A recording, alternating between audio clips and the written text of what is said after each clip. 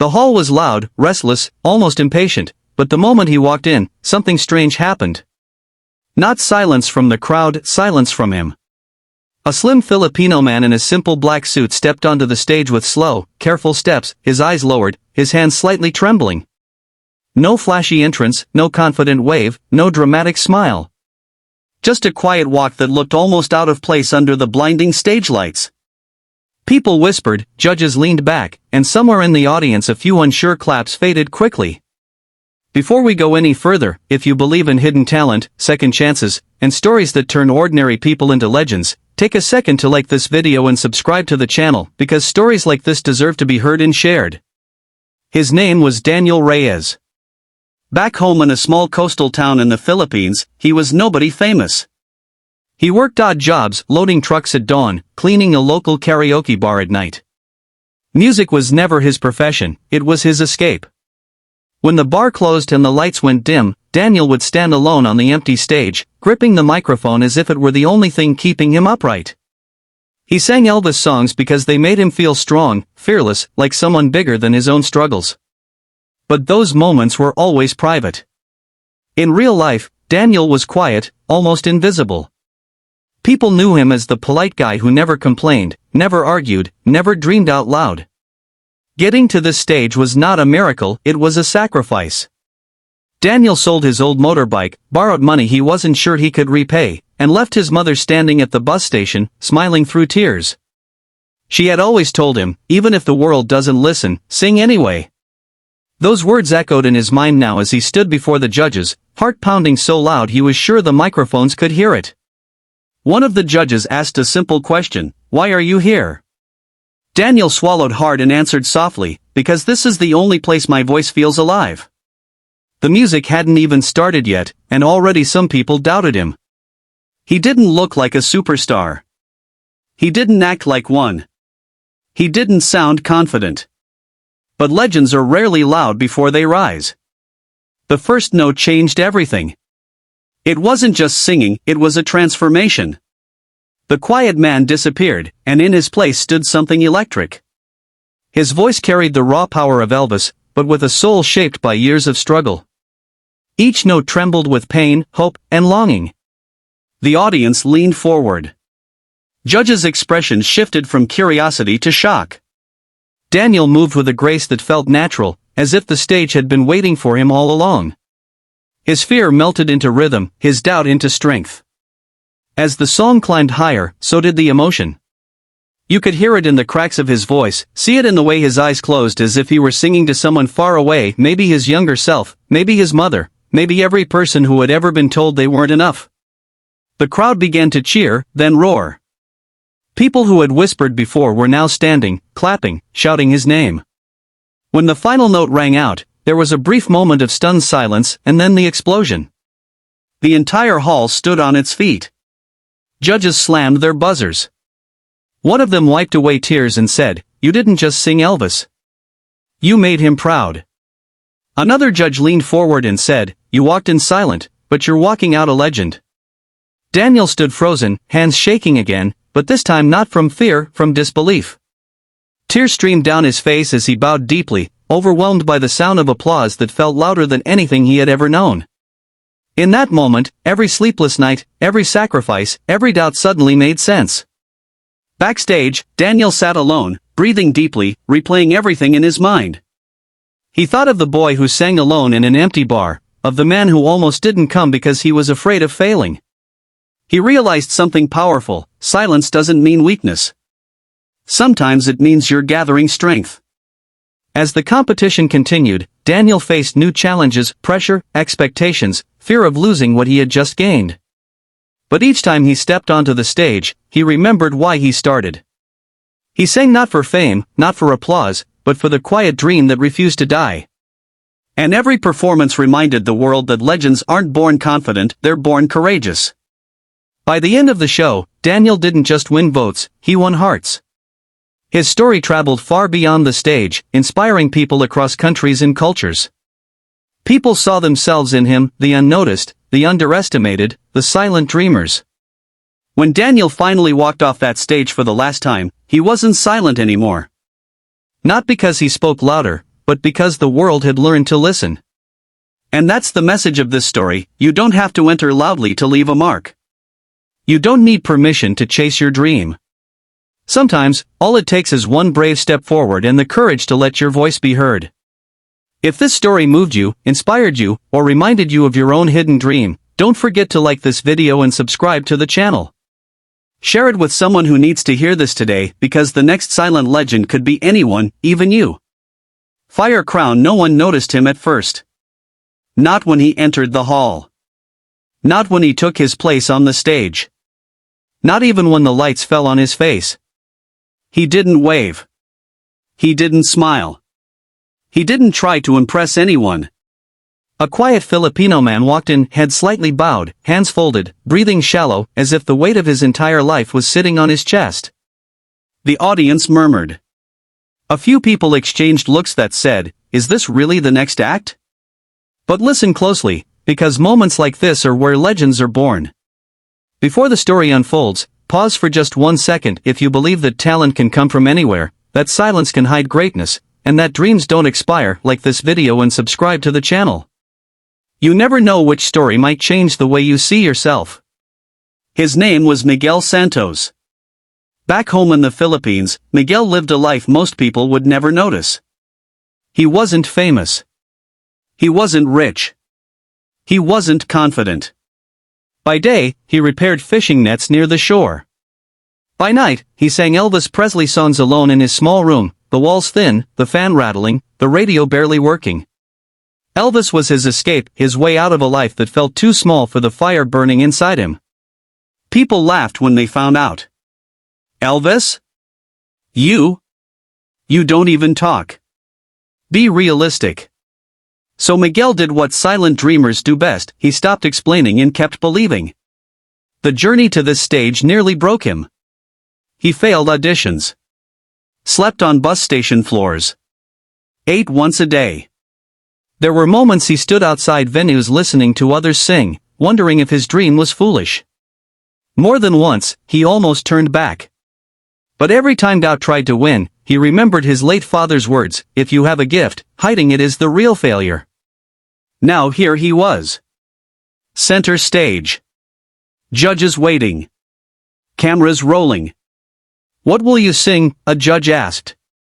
Miguel raised the microphone slowly and said just 2 words. "Elvis Presley." Some eyebrows lifted. Some smiles tightened. Then the music started. The first note didn't just fill the room, it cut through it. Gone was the shy man who walked in. His voice carried pain, discipline, longing, and something rare: truth. It wasn't imitation. It wasn't copying. It was Elvis reborn through a Filipino soul shaped by struggle. Every lyric sounded lived, earned, real. The audience leaned forward. One judge froze mid-note. Another whispered, "Oh my." Miguel's movements were calm but commanding. No exaggeration. No gimmicks. Just presence. Just power. Each note pulled the room deeper into his story of loss, hunger, rejection, and hope that refused to die. Halfway through the song, something shifted. People stood up. Claps turned into cheers. Cheers turned into thunder. The same crowd that doubted him was now holding its breath, afraid to miss a single moment. Tears rolled down faces. Phones rose into the air. This wasn't a performance anymore, it was a moment. When the final note echoed through the hall, silence fell again. But this time, it wasn't doubt. It was respect. Then the eruption came.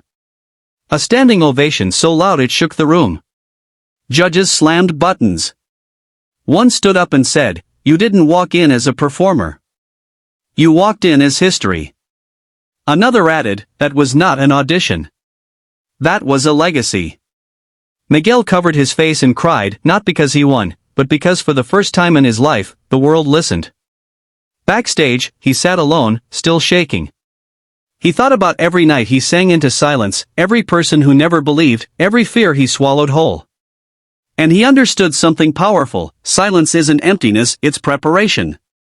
From that night on, Miguel's life changed. Not overnight, He didn't belong to the noise. That was the first thing everyone felt when he walked in. The lights were bright. The crowd was loud. The judges were ready. But the man stepping onto the stage carried a silence so heavy it felt intentional.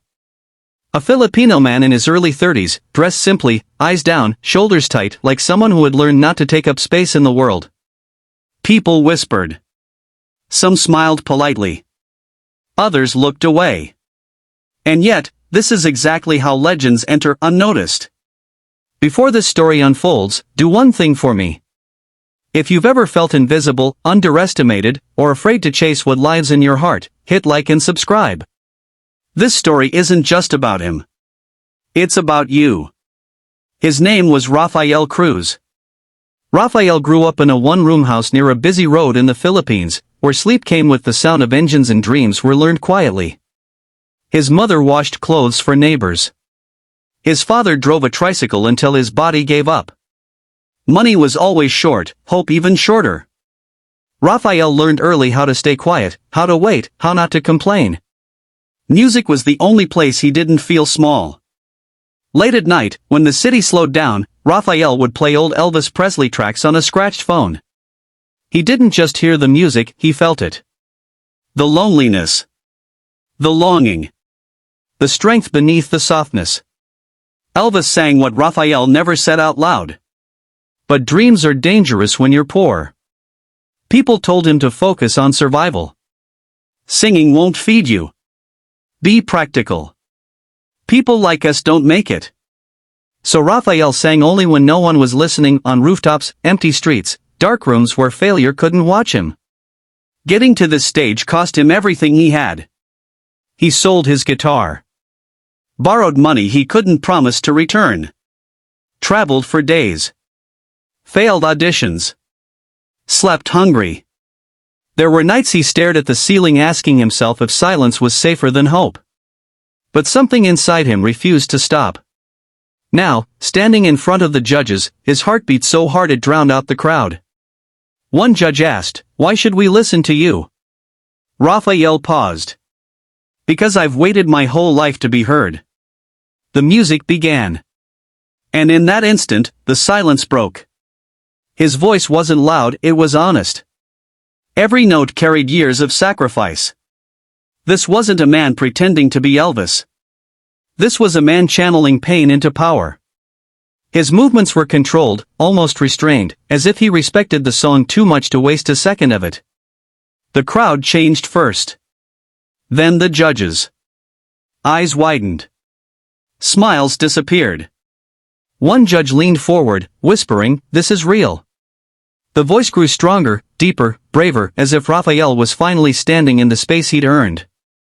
Halfway through, the audience was already on its feet. People clapped. Cried. Some held their hands over their mouths, shocked by what they were witnessing. A man who walked in unnoticed was now commanding the room without shouting, without begging, just by being true. The final note echoed. Then came the pause. That sacred moment when the world decides whether you mattered. And the world answered. A standing ovation. Judges rising. Applause that felt endless. One judge said, "You didn't come here to compete. You came here to remind us why music exists." Another added, "You walked in silent, and you're leaving a legend." Rafael broke down. Not because he won, but because he was finally seen. Backstage, alone again, he realized something powerful: silence doesn't mean weakness. Sometimes it means you're carrying a story too heavy to rush. From that day on, Rafael carried a new responsibility, not fame, but courage. He knew there were millions like him watching from the shadows, wondering if their voice mattered. And this is the truth his story leaves behind. You don't need confidence to begin. You don't need permission to dream. You don't need noise to be powerful. Sometimes, the quietest walk leads to the loudest legacy. If this story touched you, like the video, subscribe to the channel, and share it with someone who's still waiting for their moment.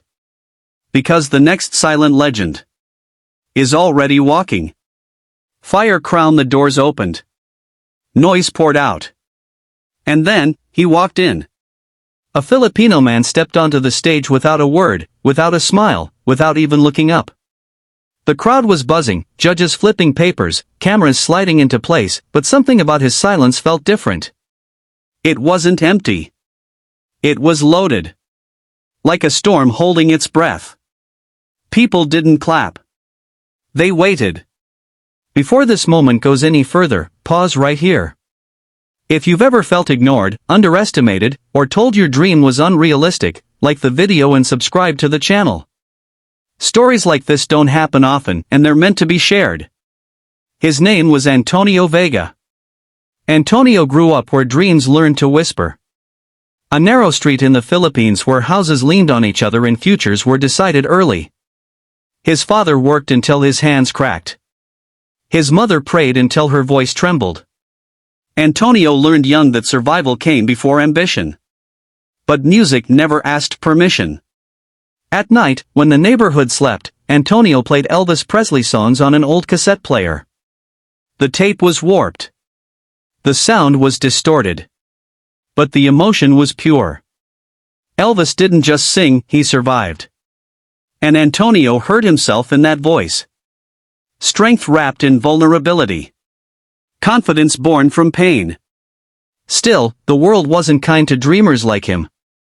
Friends told him to get serious. Employers laughed when they heard he sang. Family worried. Talent doesn't pay bills, they said. So Antonio worked harder, spoke less, and carried his dreams silently like a secret he was afraid to lose. Getting here almost broke him. He failed auditions. Slept on cold floors. Ate cheap food to save money. There were days he wanted to quit, not because he stopped believing, but because believing hurt too much. Now he stood in front of the judges. What makes you different? One asked. Antonio lifted his head slowly. I didn't come to be different, he said. I came to be honest. The music started.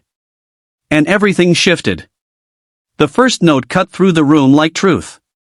His voice wasn't polished, it was lived in. Every lyric carried sacrifice. This wasn't an impersonation. This was a conversation between generations of pain and hope. The audience leaned in. Judges stopped taking notes. Antonio didn't overperform. He didn't beg for applause. He let the song breathe. He let the silence between notes speak. And in that space, people felt him. Halfway through, the crowd stood. Not because they were told to, but because they couldn't stay seated. Tears appeared. Hands shook. Someone whispered, "He's real." When the final note faded, time froze. Then came the roar. A standing ovation thundered through the hall. Judges rose. One said, "You didn't sing Elvis. You honored him." Another added, "You walked in silent, and you leave a legend." Antonio broke down. Years of swallowed doubt finally escaped as tears. For the first time, silence didn't follow him, respect did. Backstage, alone again, Antonio understood something simple and powerful: silence is not absence. It's pressure building. From that night on, his life didn't become easy, but it became possible. His story traveled farther than his voice ever had, reaching people who needed proof that quiet strength still matters. And here is what this story leaves behind. You don't need to announce your dreams. You don't need approval to begin. You don't need noise to matter. Sometimes, the quietest entrance creates the loudest legacy. If this story moved you, inspired you, or reminded you of your own hidden voice, like the video, subscribe to the channel, and share it. Because legends don't always walk in loud. Sometimes, they walk in silent. Fire crown.